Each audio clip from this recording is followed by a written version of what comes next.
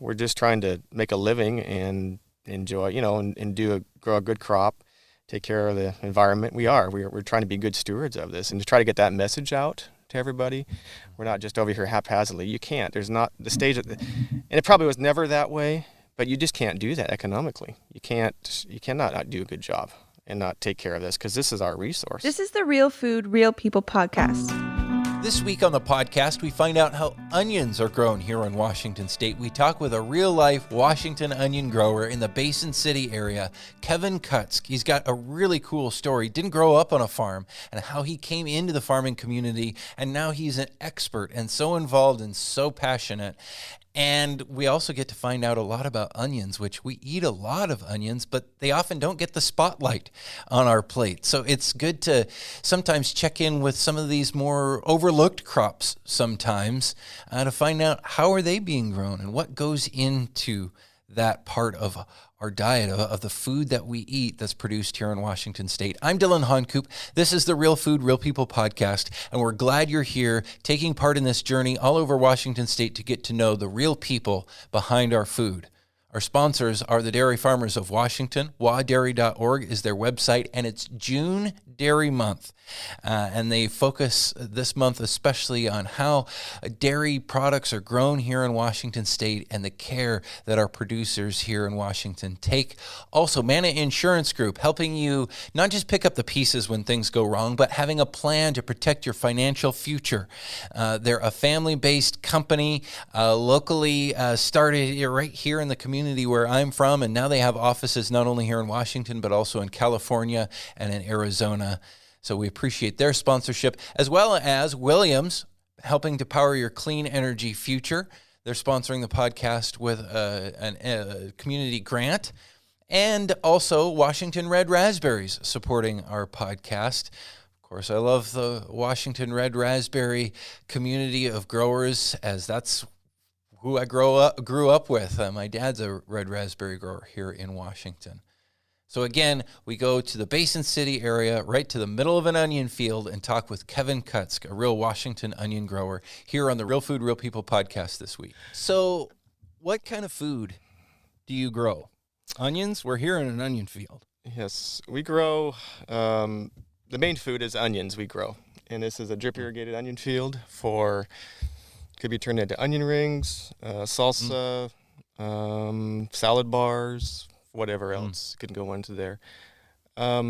We grow seed crops that will eventually become food. Right. But so what kind of food? What kind of plants? We have wheat seed, pea seed, corn seed, radish seed, a carrot seed. Let me see what else. We've done sugar beet seed. I focus a lot on the onions, but that part of the farm I do get involved with a little bit. Mainly my boss, Carrick Bauman, and Brian Germain. He's a top guy on that side of it. But we all work together, and it helps in the rotation of things, of crops, and right. Making. I may get involved in some of the fertility side of it, the agronomy side a little bit. But then when onion season gets going full blast, I'm fully into the onions. You're the onion guy. I am. My title, which is Onion Production Manager, which is it's a broad title, but anywhere from, look at out here right now, there may be a leak that a gopher is getting. I may have to go fix it, up to all the way to purchasing chemical or something for their fertilizer. So each day it brings its challenges or opportunities, I guess you could say, to get involved. And you just have to be adaptable, do whatever. So. What's the process of growing onions, start to finish? How does it really work? I mean, I think I know, and I've been around other kinds of farming, but I've never been directly involved in anything onions. It actually starts the ground prep the fall before. We may, like this field here had wheat on it. The farmer before, we rent ground, so, excuse me, we don't own this. So we may rent this for this year and maybe next. We don't want to get too many years in a row with onions, but this has been out of onions for quite a while. But last year had wheat on it, so they did the wheat harvest in July, sometime by then, and they left the stubble. So then we came out here and got the water going, pulled our soil sample, which we do. We do a grid sample. Like every 2 acres, we pull a sample, a nutrient sample. And then that will lead into recommendations for fertility going into, obviously, this growing year. Right. So we get the ground ready last fall, and then we do fumigate it. We have to take care of some of the weeds and seeds, soil disease and things like that. So that we do it in the fall and let the ground rest all winter long. And then, so that part of that. And then we spread the dry fertilizer in the spring based on those grid samples. We call it prescription farming, basically. We're applying fertility where it is needed, not just a blanket rate. Right. And that's from... You're only putting just enough for each Pretty area. much, yep. And you want to leave it... a philosophy my boss has always said is we want to leave it as good or better than we get it. And so you kind of... we want to grow a good crop, but we don't want to deplete the ground so much. So we want to keep it, maintain it. So that's, we do that dry fertilizer usually March time up here. And then we work the ground. We do plow everything. It's kind of a lost art. A lot of people don't plow anymore, but we feel like it brings up a kind of a, like this spring was so dry. It brought up moisture for us. So we do plow everything. And then we pack it, make it nice seed bed. And then we have a bed marking out machine that is applying fertilizer again based on the soil sample again, the grid sample. So we're a variable rating liquid fertilizer, and we're making the beds. And then after that, the tape is laid. And then the water, the drip tape. Drip irrigation. And then the planter comes right behind it. And then then the seed's in the ground, and now we're full on. If I remember correctly, too, from just planting onions in the garden, the seed is like tiny, right? Very, very tiny. Yes, it's the size of a BB, I guess you could relate. And the planters we have, they have cells on them, which are round, so it just fills the planter cells, and then it drops it accordingly. We have our drop down the row, basically, based on gears and seed plates. So from my gardening experience, if I remember, you put down more seed than you need, and then you have to kind of thin it. But how do you do it when you're doing hundreds of acres? Well, in a case like that, your germ was probably very low. So we don't like to have anything below. I mean, we'll maybe get, if we have to take 88% germ, we'll take it, but we love 90%. So way higher germination rates than what I do in the garden. Because we want... How do you accomplish that?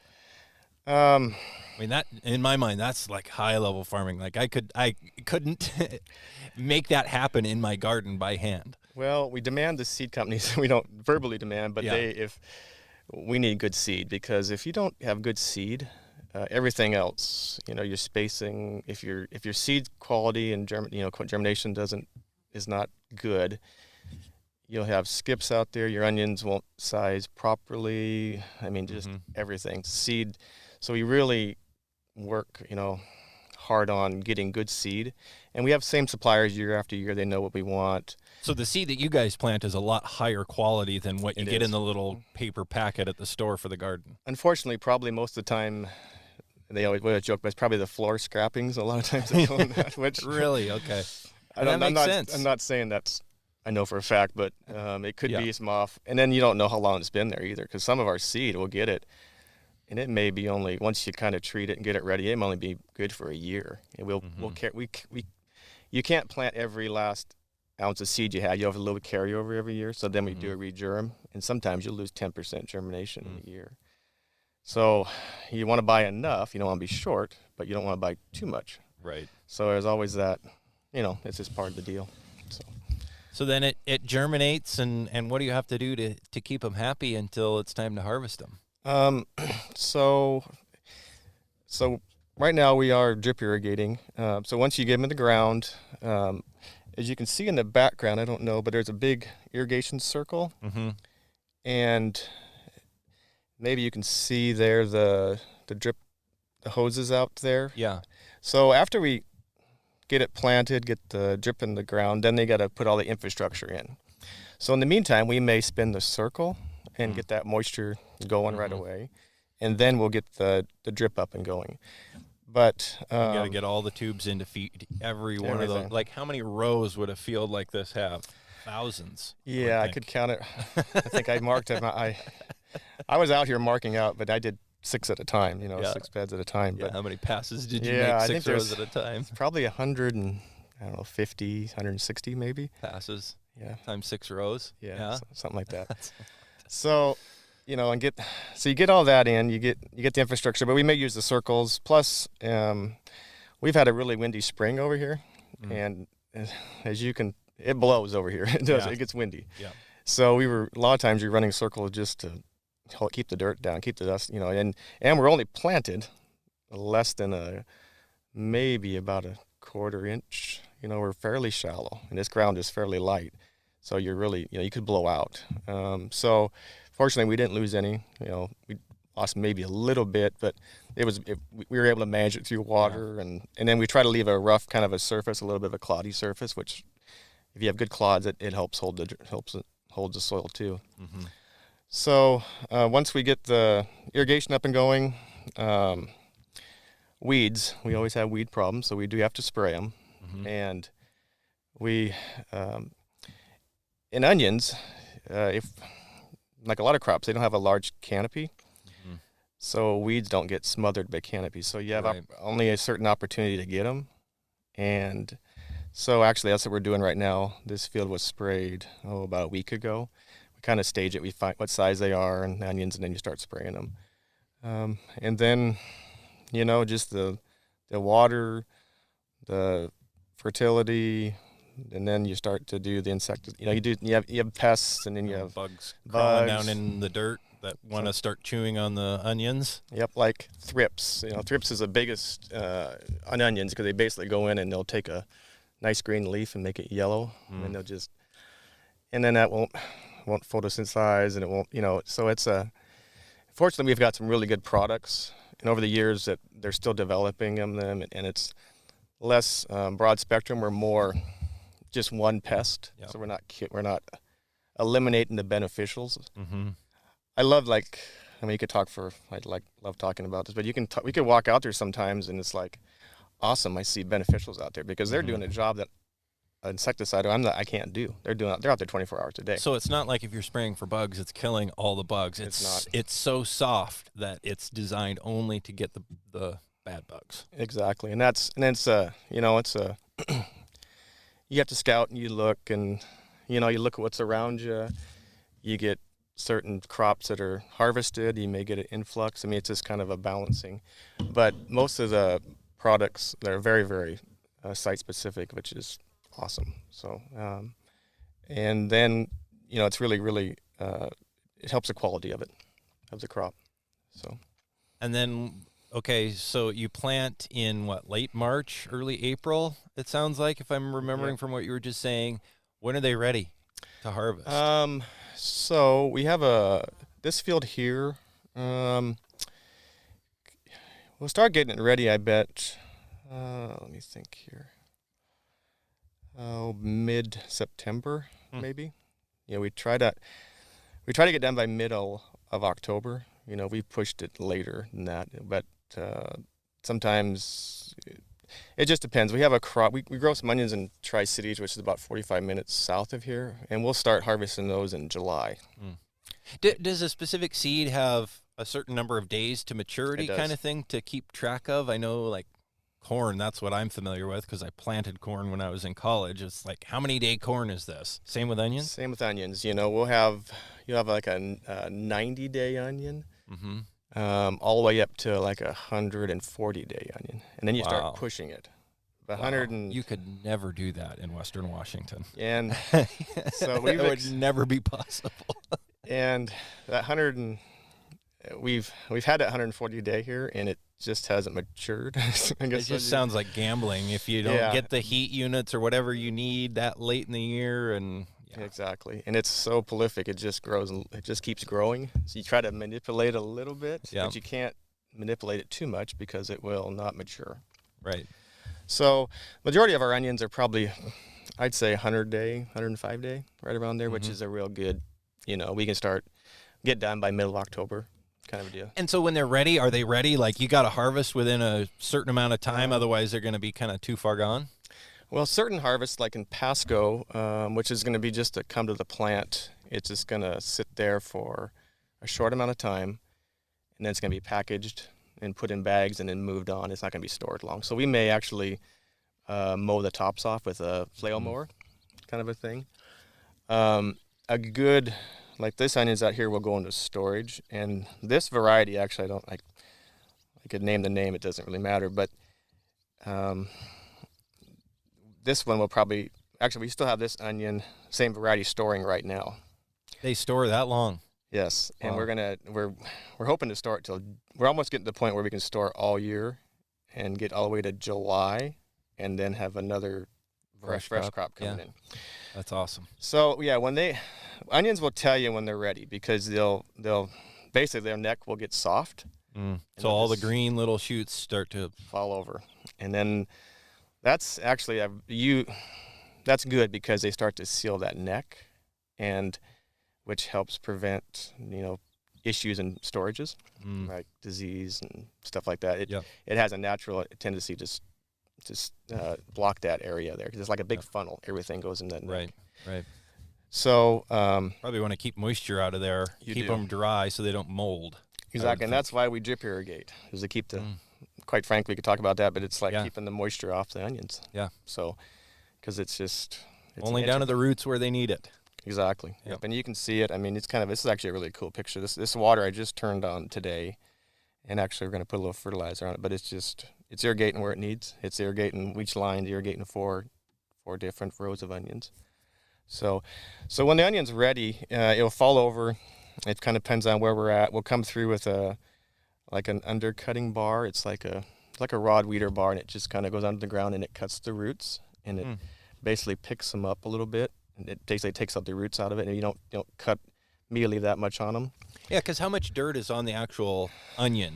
Quite a bit, because these roots, I mean, we've had issues where you may blow out a water line or something, and you can see roots down to a foot. Really? Foot to 18 inches, or even more than that, 2 feet. So, I mean, the main roots are in the top foot.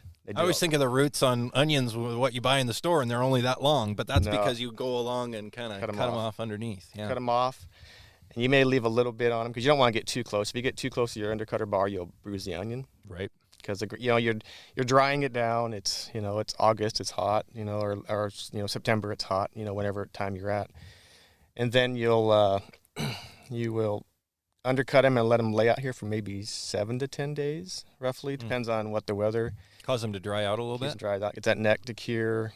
Kind of gets the whole process. Ideally, you want to do called a field cure. You want to have it to finish in the field. You don't want to have to take it to storage and finish it. You want to do it naturally. And it's like vine ripened version for onions. Exactly, to get it ready, because that make it a good storing onion for the summer, for the next all winter long. And then we got machinery that we have a windrower and a topper. So if you could see it here, we plant in 6 beds, and then our windrower will do the 6 beds, and it will throw it into a bed that's probably maybe 4 or 5 feet wide, and then a loader comes along. So we're able to load a semi truck in about 15 minutes, 10 to 15 minutes, when you're just going.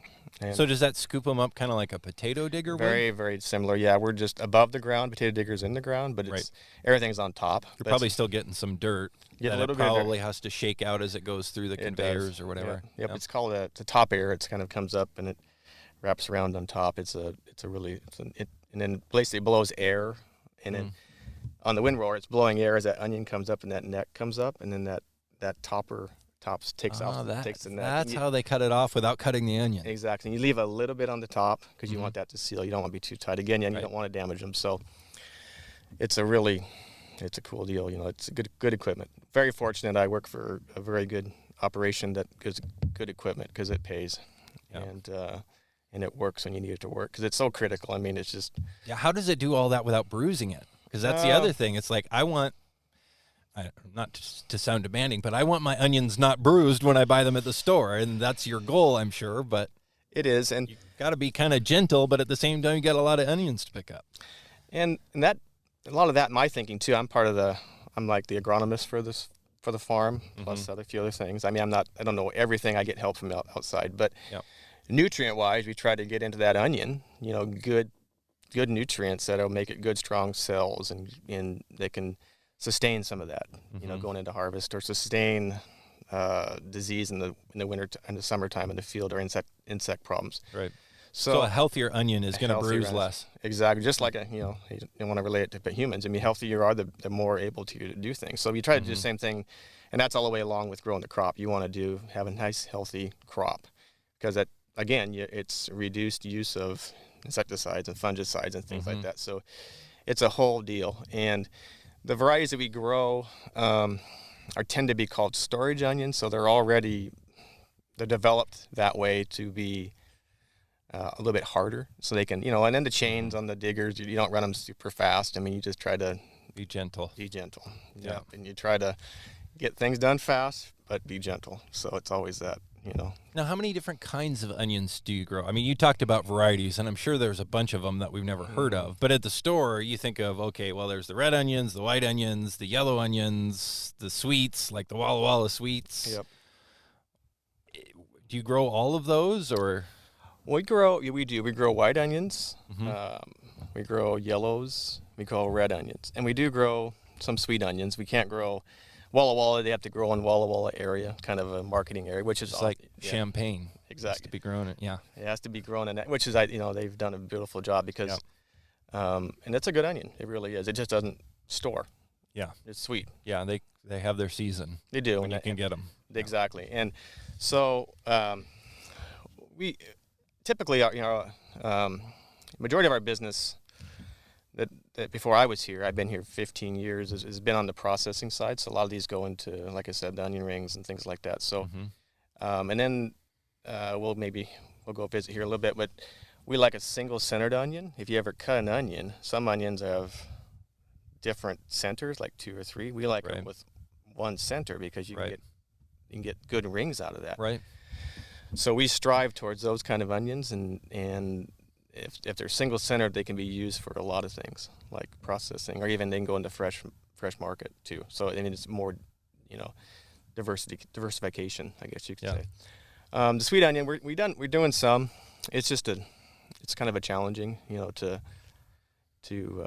a little hard. I mean, there's some they're a little harder to grow.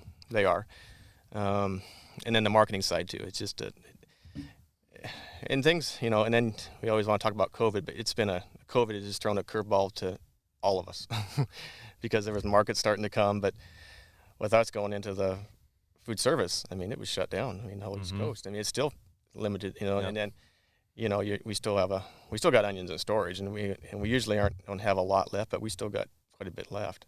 So it's kind of, because not a lot of people make onion rings at home. No, they don't. Some do. I know I have, and they're actually really good. They if are you learn very how good. to make them. And I said the same thing quite a while back. Actually, when I was talking with Derek Freya on the podcast about potatoes, because a lot of people don't make French fries at home. When they go out to eat. So when all that shut down, boom.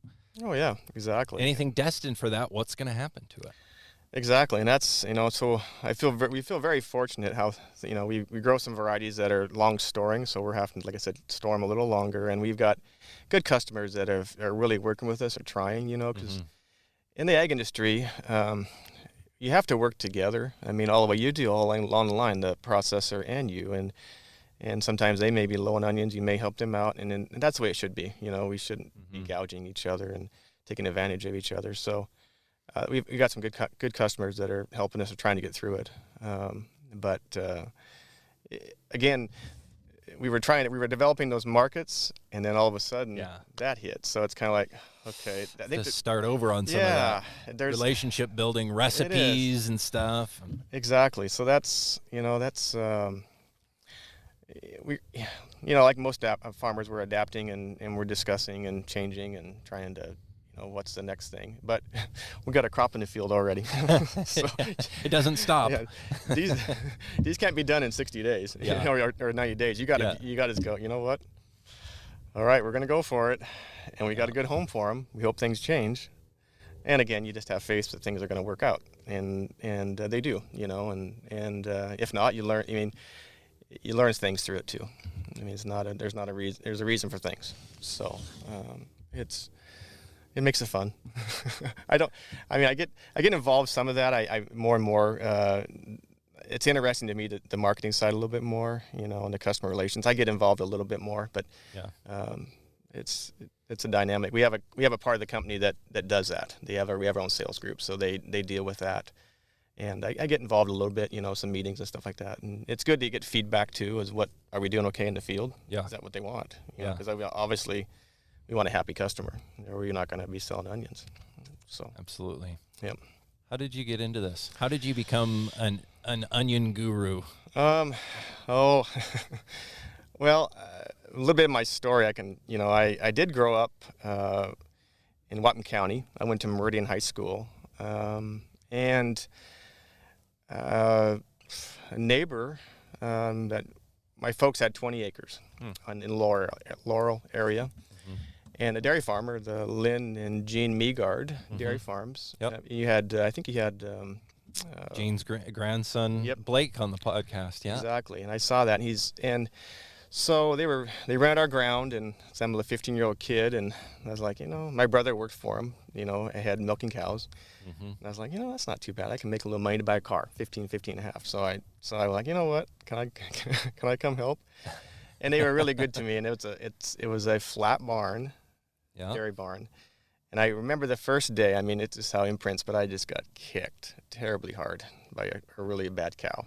I was like, what am I doing here? And and it was early in the morning. But again, I was like, I like this. I like the ag side. I didn't know what I wanted to do, but I was like, this is pretty good. So I did that off and on through high school, milking cows, and they were really good to me. They actually were like mentors to me, farming, and they're friends, Gene, they're friends. Lynn just passed away about a year ago, but I would go home every winter and I would look him up and we'd have lunch or breakfast, and it just, it was a good, they were good to me and taught me a lot of hard work. And I liked, even though getting up early in the morning at 3:00 and milking cows, you have a dairy background, don't you? Yeah. Both my grandparents, same thing, flat barn, same era.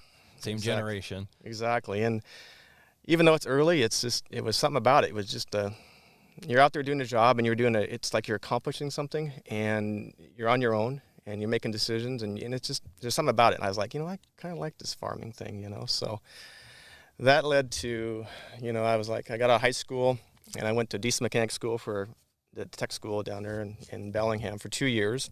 Yep. I was like, that's okay, but I still like to maybe think about farming. So the dairy farm wasn't going to work out. I liked the dairy side, but just not growing up, and then I couldn't, and then I just didn't want to, which is nothing wrong with it, be a full-time employee, but with opportunity, someday we all look for opportunity. Yeah. So I was like, let's see what happens. And I think somewhere I have a friend, Drew Rosema, he's from that area. Yep. And Mike Floyd, he had a custom corn planting / chopping business over there in the Sumas area with Mike Yonkman, I believe. Yep. And I'm talking to Drew, and Drew said, hey, Mike's living over in Pasco area, Tri-Cities, and he needs help for summer big baling straw. And I was like 20, I think I was 21, and I was like, that'd be kind of fun to go away. Before that, I should go back. I was looking to go away, and I was going to go to North Dakota because there's some family, shirt tail family, but it was so dry that they didn't plant anything that spring, so they didn't need anything. So that switched me to go to Eastern, which I'm glad it did because that's how I got here. So I come over, just a kid from Whatcom County, show up in Basin City, Altopia. It's kind of just a little bit from, and met Mike at a cafe, and all of a sudden, next thing I know, I'm driving a a 4640 with a big baler going down the road at 18. I was going, what am I doing? And I have no idea. I'm just but again, he installed confidence in me. He's like, hey, you know what? This is what's going to happen. You're going to have to do this, so go for it. So it was quite a deal. And I didn't know anybody over here. I knew Drew. He was an Othello, and Mike. But and I lived in Tri-Cities. We had Sundays off, which was great.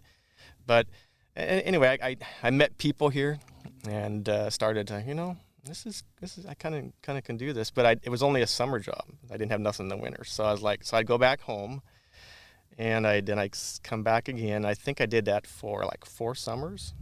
And I was like, I'm getting to be 25. I need to kind of. What were you doing in the rest of the year if you were just here in the summer? I'd go home. Actually, I'd work on the dairy part-time. He'd have relief milker, whatever. I would do construction a little bit. I'd do odd jobs, friends and contacts, which is good. I was single. I lived with my mom and my dad, and I was, home but I still could, anyway, that come, May time or April, May, I was like, maybe I want to go back. So then I had friends over here. I started, meeting people. So I did that for about 4 years. I think I was 25-ish. And then I was like, I need to settle in. I just need to, because I'm 25. I got to either stay there or stay here. And how God works things out. I met my wife and Othello, and one summer we were at church together. I was like, oh yeah, how you doing? So that kind of makes a difference. It did. That's an incentive to get out here. Exactly. And I was like,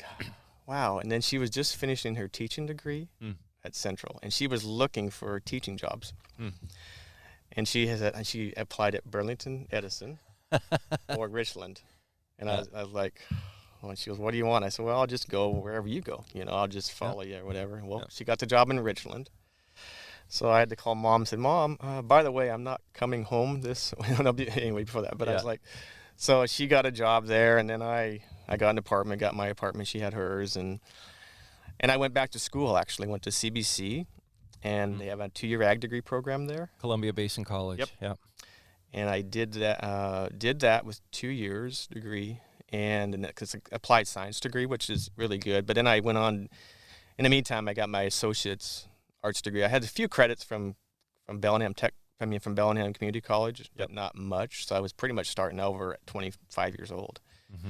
So I got my 2-year associate's degree plus my applied science and agriculture degree at CBC. And then just then, the Washington State University Tri-Cities was starting an ag program. And how things work out, I knew I was going to church with this guy that was, his name's Bill Dean. He was the director of the program. So I was like, hey, that looks like a good idea. So that gave me, I was like, the more education I get, everybody says education, because it gives you an opportunity at least to apply. You learn, you don't learn it. You learn a lot in college, but by no means, you learn it right here. So at least gave me a chance. And it took me almost 5 years. And in the meantime, I was very fortunate. I had an internship at a chemical company called UAP. Okay, yep. I met people. I worked on a resource farm they had. So I was just starting to network with people, and stuff. And then they had some changes. And then Bill, come back again, Bill Dean was was running an organic farm in Basin City, and he needed a guy to come out and monitor irrigation and help with that. And I was like, I kind of like to get back to the farm. So that's how I got back to the farm. But that job only lasted a year, because they decided to shut the farm down. But again, I feel very fortunate, because I feel bad, but it was we got done with harvest and onions. We had onions there too. It was organic onions, but they laid everybody off except me and another guy. And I went to the packing house, Judell Farms, for that winter. So I was thrown into watching the storage, thrown into figure out how to pack onions. But I was very fortunate, So then, after that, there was a good neighbor called Klostermeyer Farms, which they grow carrots. They were expanding acres, and then they needed somebody to come help, take care of 500 acres. And I was green. But they gave me an opportunity. So I went there that following summer, after that winter at the packing shed, and I learned a lot about growing crops, how to grow carrots. And then 15 years ago, I was there for about 5 years at Klostermeyer's. And then 15 years ago, I came here. I knew Carrick through actually a church connection, and I talked to him off and on. I see him once in a while, but they were looking to expand or have some help. But he did not want to approach me when I had another job. Right. So I was like end of 5 years at Klostermeyer, I was like, I kind of like to do something different. And and they were good to me. Klostermeyer was very good to me. They said, yeah, go, you can look, we'll keep you on as long as possible. They were great. I was very upfront with them and honest. That's a good employer there, though, right? Exactly. They weren't like, get out. They were just like, hey, we'll stick with you. It's wintertime coming up. And so I did apply at McCain's Foods. They were looking for a fieldman. And then Carrick got a hold of me and interviewed me. Said, hey, we're expanding acres. Do you want to help come on and be part of the management team of the onion production? I was like, well, I just left a farm. I don't know. I was like, but the McCain's never got really back to me. And then It was a good opportunity too. I'm glad it's the right thing I did. And so I come in, and again, I had some good ideas, but still, it's a total different from carrots to onions. You can take some stuff with you, but drip irrigation to syrup, it's just, but there was, they had a lot of things in place that was really good. It wasn't starting from scratch. It was like get in and take on this and then give input. And we've changed a bit over the years as things do. But it was a steep learning curve, I think the last 5 years, I just turned 50 actually on Friday. And I look Happy back, birthday. Yeah, it was a good day. I worked all day, but it was enjoyable. A farmer's birthday. I had a good Keep working. Exactly. I had a good celebration Saturday and Friday. It was good, but it was last 5 years, everybody says that, when you're young, but the older you get, you just look at things differently. You become more, you get experience too, Yeah. You just I think you take your time and enjoy things a bit more and see how things go, and you got experience because you can say, well, I've done that before and I've not hurt the crop, that's or I've done that and it didn't work, so I ain't going to do it again. Exactly. And very fortunate I have bosses, you trial and, you do a bit of trial and error. You do trials all the time. You check, you change things, you check, because that's always you just remember that for next time, like most things. Yep. So that's how I've just kind of been learning, and, I just learned things over the year. We have conferences in the winter times. Last winter was exception because of COVID, but you learn bits and pieces. You're involved in organizations, but you just, you learn, sometimes you walk in the field and you just think, oh, why am I walking out here to fix something? I got a broken water line. And all of a sudden you walk there and go, oh, there's a reason why I'm out here, because I need to look at that. So again, it's part of that too. So it's enjoyable. You walk with it. By no means, I'm not the only one involved in it. There's a big crew that does a ton of this, and we all work together. I make a lot of the decisions, but we got a lot of good people, and it's very enjoyable. I don't have a day I don't get up and say, I don't want to go to work, quite frankly. It's fun. You just have to, I can just keep talking. No, I love it. You're answering all the questions that I have in my head about how this already all works and how you got into it.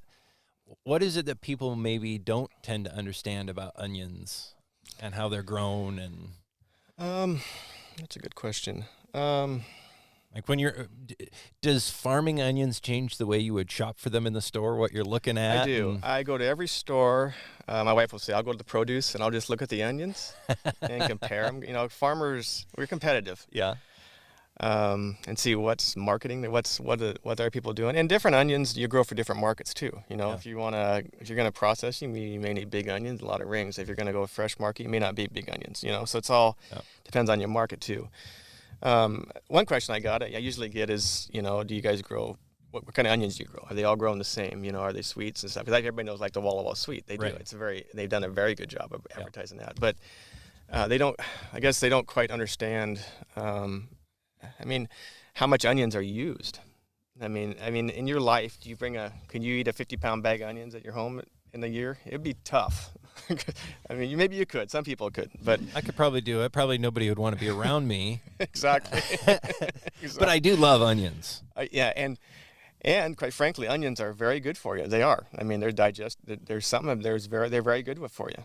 And raw onions, which are hard to, there's some onions that are, we'll taste test in the field sometimes just to see if they're a sweeter onion. Take a bite out of it like an apple? Oh, yeah. Well, not an apple. Maybe we'll cut a slice off of it and I'll go to see how it is, Because some people will do that. Oh, Well, eat onions like an apple. Which you probably could do with a roll of sweet. You could. It's it's with a sweet, yeah. It's canned. It's very good. I wouldn't want one of these. I wouldn't. I mean, you'd be just, it would.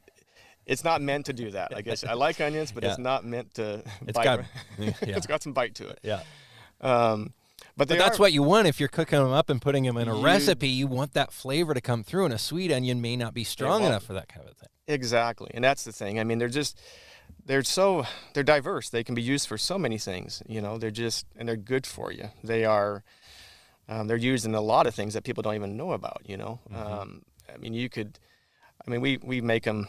I mean, there's normal stuff, hamburgers, and you do, a few onion rings and stuff like that, but I mean, they're just in, salsas. And one of the biggest times of the year is the Super Bowl, when how much salsa is used with chips and salsa. Yeah. And we see our shipments, so you can track them, and people are getting geared up for it. So, I mean, it's just crazy. That's the same way with dairy too. Like sometimes I talk with Lee Milkey. I don't know if you know who that is. Yeah, I do, yep. The guy who from our same community that we both grew up in, who has tracked dairy markets forever, and he always watches the Super Bowl like a hawk, and how much cheese moved, and because it's a big thing for the dairy community. Because you need those times, Yeah. And so, it makes you just, I don't know. Like I said, you go into the supermarket, you look at the onions and go, oh, those look pretty good. I think we can do, you can do better. But I like that. If they're selling those, we could get these in here. We want to be competitive. But the onion community in this area is actually, there's a lot of good growers. There is. And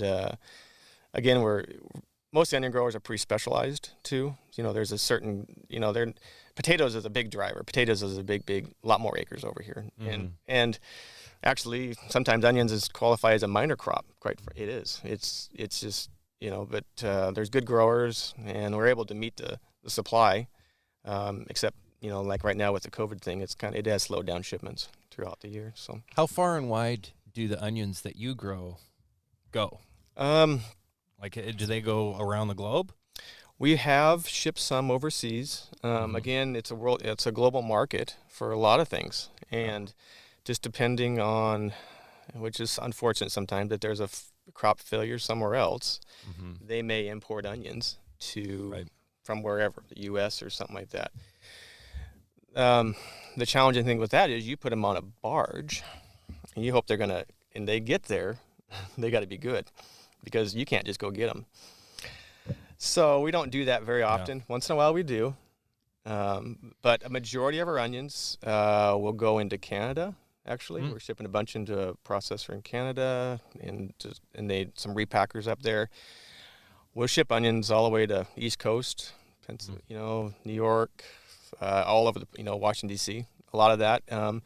With the COVID thing, the East Coast has been shut down more maybe than some of the Midwest states or whatever. So, but they'll kind of go all over, and then they'll, Well, it has a long shelf life. It's something that you can do that with. Exactly. Versus like my dad and his red raspberries. Well, especially if you don't freeze them, they're pretty, you got days or hours while those things are still good, Yeah, exactly. So what is that, on that point, whether they stay in domestically, or it sounds like it's a big deal if you do ship anything overseas, the storage part, what's the key to that?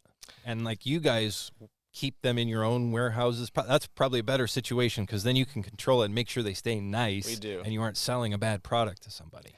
Yeah, and we have all of our storages very close to our we call it a packing house, where the onions come through and bagged off, So you want good temperature and you want fairly good humidity to keep the skin on, but not too much humidity to cause a disease like molds and things like that. So we have, a lot of them are very the high tech. I mean, they are. You set certain parameters in the controllers, and it will dictate, like, if there's a temperature outside, what's your set point. It will open up outside air to bring it in. What's humidity? Maybe it'll so they kind of self-monitor, and you have to set them up a little bit. Yeah. But that's the key. And another thing that's really key, like most things, is very consistency. You don't want to have wide swings. You don't want to have wide swings because these things, onion is a biennial because it will throw seed on a second year. So if you don't do a good job in storage, it's like a little bit warm, and some of them that, they'll start to sprout. They start to wake up. They do. They want to grow again. Exactly. So you got to think that and keep that in mind too. So. So like what temperature do you store them at roughly? We are 38 to really? 40. So pretty cool. Yeah, not kind of like potatoes. Potatoes, they put maybe quite a bit more humidity in them than we do. Just because of the reasoning. And then the humidities, I don't know, it kind of goes all over 50, 60%. I do in the wintertime. I do go up and check the onions out on the pile and look at things and help make some decisions on which storages to run. I do get involved. We have a couple guys that take care of most of the day-to-day stuff. But that's a good temperature we've found over the years, because if you get too cold, then when you take them out, a lot of times you get condensation on them because it's warmer out. So you want to. You kind of walk that line. You don't want to have them too warm because they may come awake. So you kind of, it's the same thing, learning in certain varieties. And we're going to learn a lot this year because we got to hold these things until June or July, possibly. We've never done that longer. Fortunately, this variety out here is one of that we'll store. So we are, we're going to learn some things this year that we haven't had before. But we've done a good job up here. We're not reacting now to say, oh gosh, we've kind of thought this may be coming, and we've been preparing for it. So I was always taught, an ounce of cure is always better than a pound of. No, let's see. It can be a pound of prevention, but sometimes it's more than that. Exactly. Yeah. Sorry, it's an ounce. Yeah. Yeah. An ounce of cure is a lot better than a pound of prevention or whatever. Yeah. Exactly. So you got to keep thinking ahead a little bit, and just. So we've done some work ahead of time with the possibility of this happening. So that's like most farmers are, thinking ahead. If you can't get bogged down by the details too much on each day, you have to keep thinking, but still deal with some of that stuff too. So, yep. What's your favorite onion dish? Oh, if you're going to eat onions, what's the best way to do it in your opinion? And I do really like a good onion ring. I love, onion soup is really good too. I love hot dogs and lots of onions on them. Grilled or raw on there? I boil my hot dogs. Old school. I boil my hot dogs and I'll put my raw onions on there. Yeah. Yep. I like, on hamburgers, there's nothing better than a good onion. And another one is a red onion, which is very, very good on salad. I just like that crisp. And the red onions got a good kick to them. Oh, they do. They do.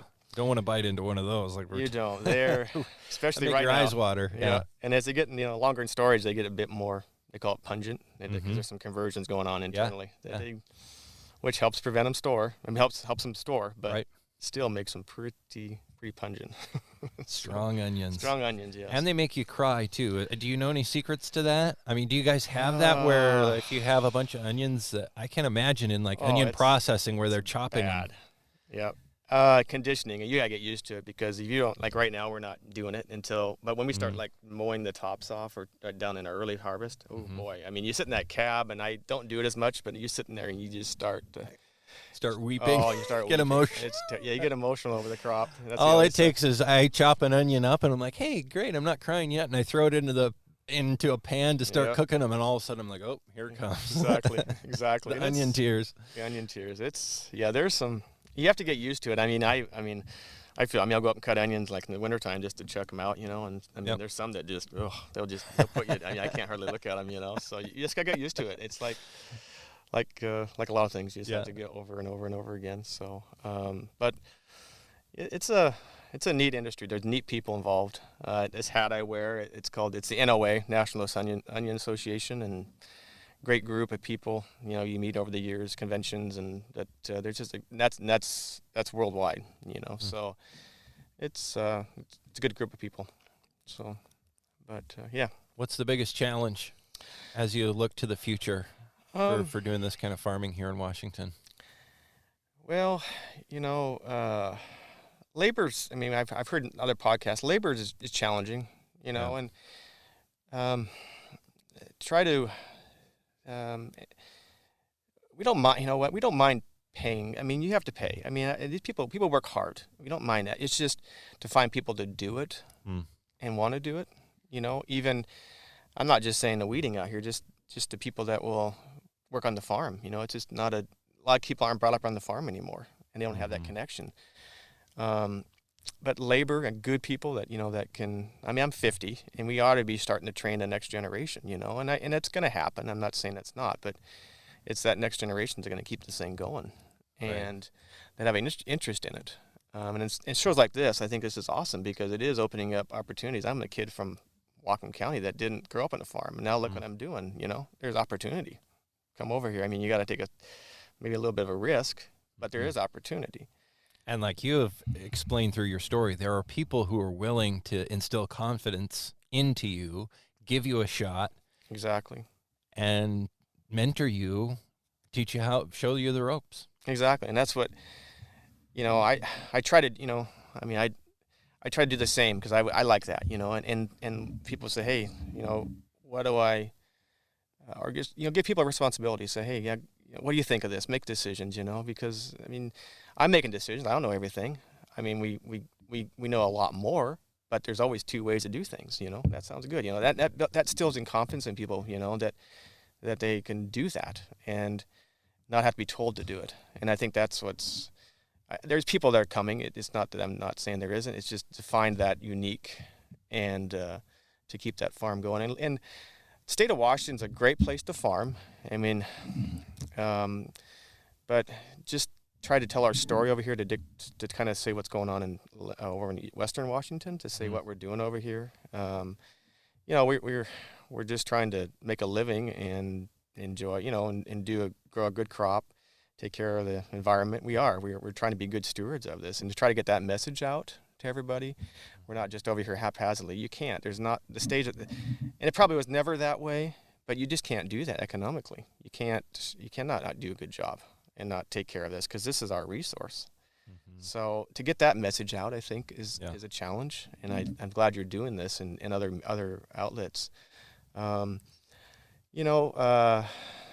Just foods, just to make a good product, be able to know what kind of markets to go after, and maybe not do the same thing year after year because it's comfortable. I guess that keep that thought ahead, forefront. I mean, it's just it's and again too is we farm, but to have a good quality of life too, which is an all-rounded is good for all of us. You take a little break because that makes you so much better. What's to make a perspective on things. So, but that's I think there's just a lot of things. I think most farmers probably feel the same way. Input costs are always going to go. Cost of things are always going up.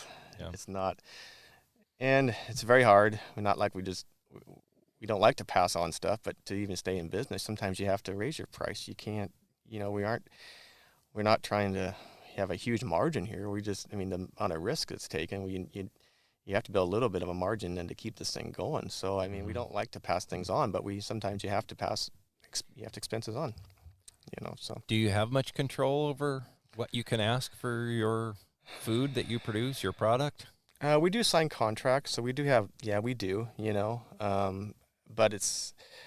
but who we're talking to, they're getting input from who they're selling to also. Right. So we are on, And they could get onions somewhere else too. I guess that's the downside of a crop or food or product that you can ship and store for a long time, because then they can say, well, we're going to get it out of, what are the other big growing areas? Well, the Treasure Valley, just across the border there in Idaho, Oregon, and they grow about 20,000 acres there, which is a neat area, good growing area, the good growers there. They have, they have some shipping advantages there and customer stuff. But we all kind of grow the same year and we ship.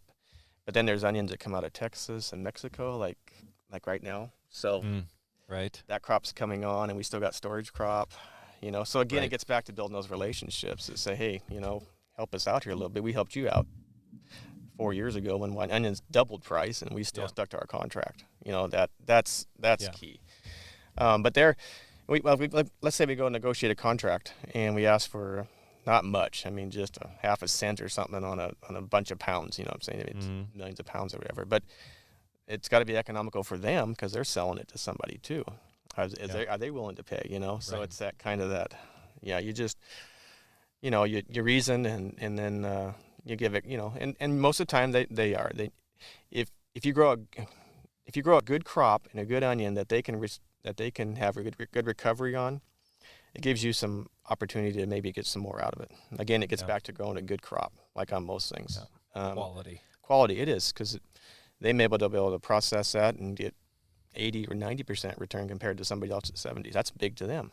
Yeah. You know, so you strive for that, build that relationship, and hopefully, you know, they'll reward you. You know, and you know, we're not asking a lot more. We're just saying, hey, we got some more expenses. I mean, this state of Washington. I mean, I understand that, you know, it's an expensive place to grow crops. It is. But it's fine. We're okay. We'll the beautiful thing of farmers, we're very adaptable.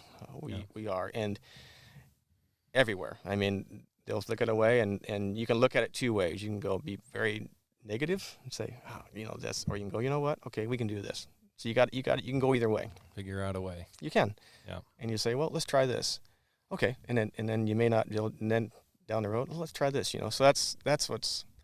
I guess you could anyway. It's just to have that entrepreneur, that positive. Let's try this. Got to be an optimist to think that way. Yeah, and in your line of work, you run across a lot of people that are that. A lot farmers are typically pretty optimistic because what they're sometimes looks pretty bleak, and they say, you know, that's okay. Let's go for it. So. Yeah, I think some farmers are secretly optimistic because on the surface they'll say, "Oh no, this is not looking good." You know, everything's a downer, but they keep doing it. So it's like, down deep, you're hoping for something more than what you're letting on. Exactly.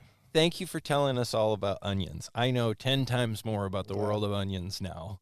Good. After this conversation and sharing your story as well. This is really cool stuff. And I appreciate you taking the time out of your day, tending to your onions to tell us all about it. Yeah, I really appreciate it, Dylan. And it's anyway, I really appreciate you giving me the opportunity to talk and help just promote agriculture in the state of Washington. It's beautiful, and there's opportunity. If you're younger and thinking of wanting to be a farmer or some kind of ag, there is, don't. If somebody says you can't do it, you can still do it. There's opportunity, that's what makes America great. This is the Real Food, Real People podcast. These are the stories of the people who grow your food.